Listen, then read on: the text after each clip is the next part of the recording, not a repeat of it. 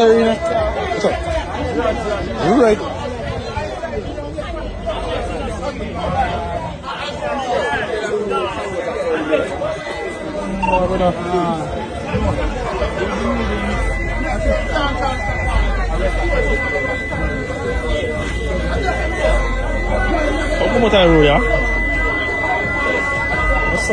Welcome to True Jamaica Buzz, news and entertainment with a buzz.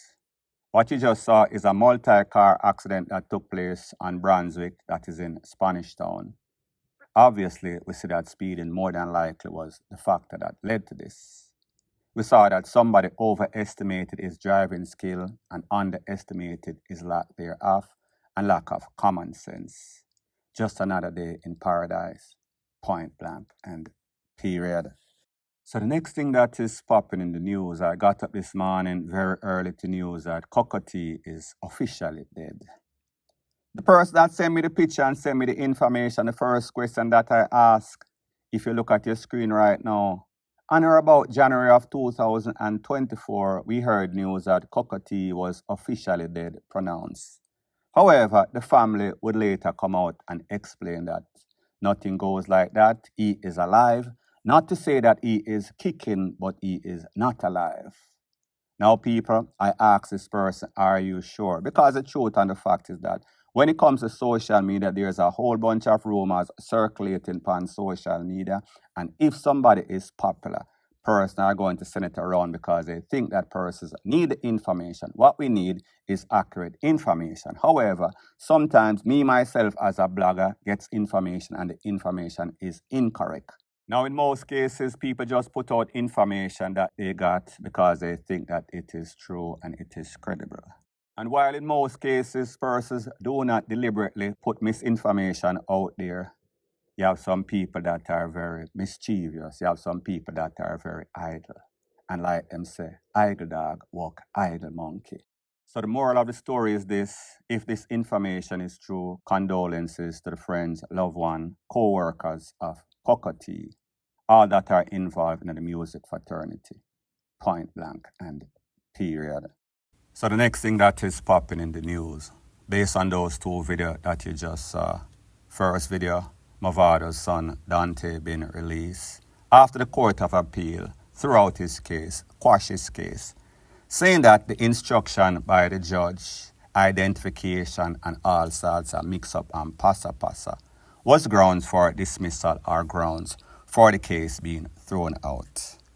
The second video, obviously, Vybz Kartel, Sean Storm, Mad Sauce, exiting that same building. Both cases, both serious murder charges, both persons are set of people receive life imprisonment.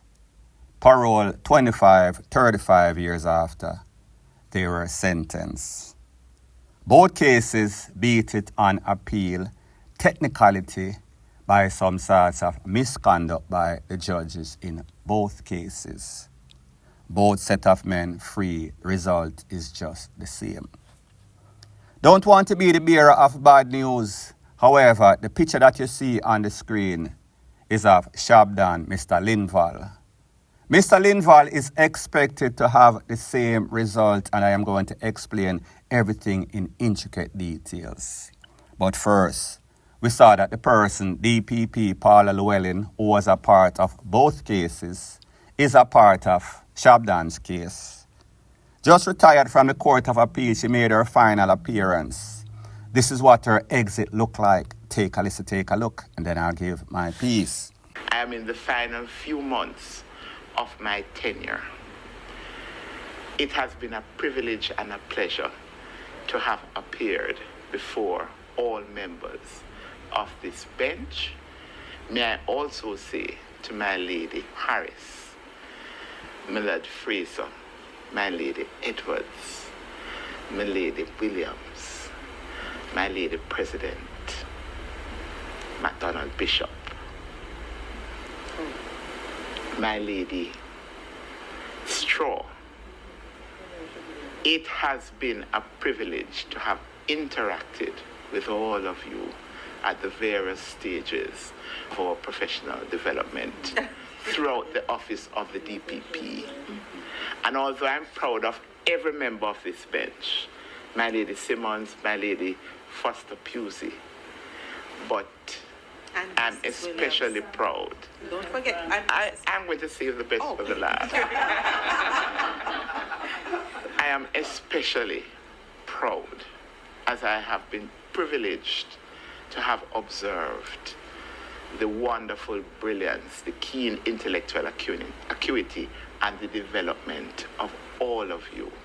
Now, people, isn't it more than coincidental that after Dante bust the case at the Court of Appeal, we heard this exit by Paula Llewellyn? We know that she's going to retire on or about September of 2025. So I am sure that more cases are going to be called up before that. But was she feeling daunted? Was she disappointed that Vybz Kartel bust his case, him and his co-accused, and then Dante and his co-accused? In some case, mixed review, some persons were going to say it is a slam dunk case, the Lizard case, and the person who lost his life in the Dante's case. The Dante's case, the people them, the witness was the father of the deceased. The father was actually there. The father witnessed everything. Them sent the father in our next room, and allegedly, Mavada's son and co-accused, including other persons that are not yet arrested or were not yet arrested, don't think that they will ever be arrested based on the double jeopardy law. Don't quote me on this. I am no sort of legal expert. So we saw that most persons thought that it was a slam dunk. And then again, based on what the Court of Appeal said, it is judge misconduct. It is judge misguidance, misinformation that was sent out to the jury. It was persons on the case investigators that fumbled the ball once again in the identification and the collection of evidence. All sorts of technicality, same thing in the Vybz Kartel case, same thing a lot of persons, it is going to be mixed review. Some people are going to say him should have dead at jail, and some people are going to say the same thing about Mavado fans. If you ask the Gully fans and if you ask the Gaza fans, they are going to have the polar opposite side of that spectrum. So we see the DPP, that was her last appearance at the Court of Appeal. And most persons, some persons, mixed review again, are saying that she was not really that successful as it pertains to being the DPP, because she has fumbled the ball on a lot of cases. And while she might not be the reason, as in the case of the Vybz Kartel case, as in the case of the Dante's case, it is because of the judge's stupidity or lack thereof any sorts of sensible decision. However, she was a part of it, so therefore, if there is failure, it is a whole team. There is no I in team. So she was a part of the team, she is a part of the justice system, she is a part of the system. So there is obvious system failure, it is woefully inept. Now, people, when you look at the fact that Paula Llewellyn fumbled the ball, the system fumbled the ball, in the highest high-profile case of any artist, Vybz Kartel. Fast forward, Mavada's son. Always going to be Mavada's son. Mavada is the big name in this. So pretty much, Mavada will not be charged in this case. If there was any sorts of possibility, like me say, double jeopardy. If the main suspect beat it, then the person that might have been the mastermind or the motive behind why that person lost his life is hardly likely going to be charged for this. So therefore, freedom for Mavada on this case. The next case that I want to speak about is the Shabdan's case. And people, we saw that Shabdan went to court and the trial was supposed to start. The trial was delayed based on what the prosecution said. They are expecting the key witness, that is overseas, J-Man to be specific, to do some sorts of Zoom meeting. They were awaiting approval from that system overseas in America, Florida to be specific. Now, people, the case was supposed to start on a Monday. And the DPP Prosecution say they were waiting on a decision by Wednesday. That was maybe about a month or so.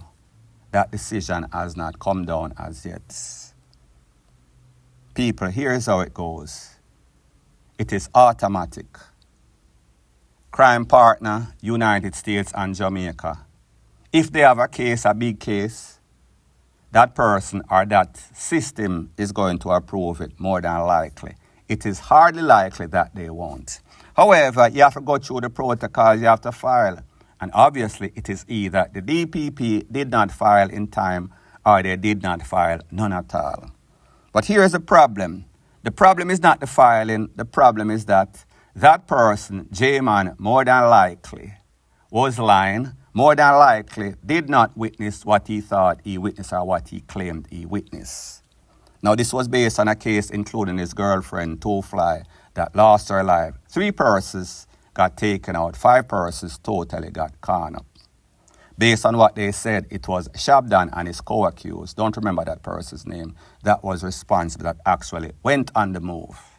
Now, you and I know that Shabdan is the mastermind. Shabdan would be considered as a Don. He would not go on the mission by himself.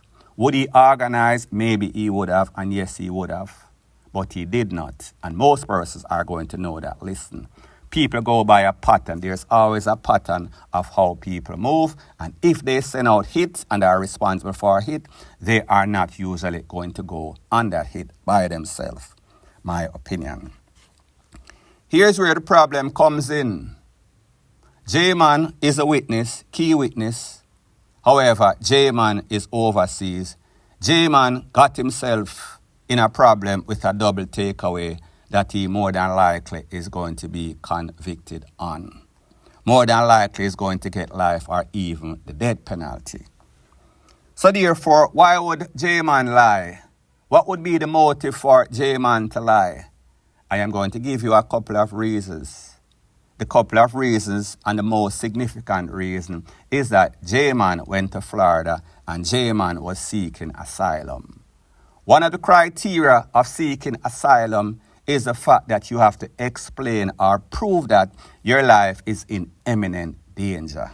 So if J-Man girlfriend, Fly and 3 others lose them life, of course, if it is true, he would have all reason to defend his girlfriend that lost her life in a brutal way.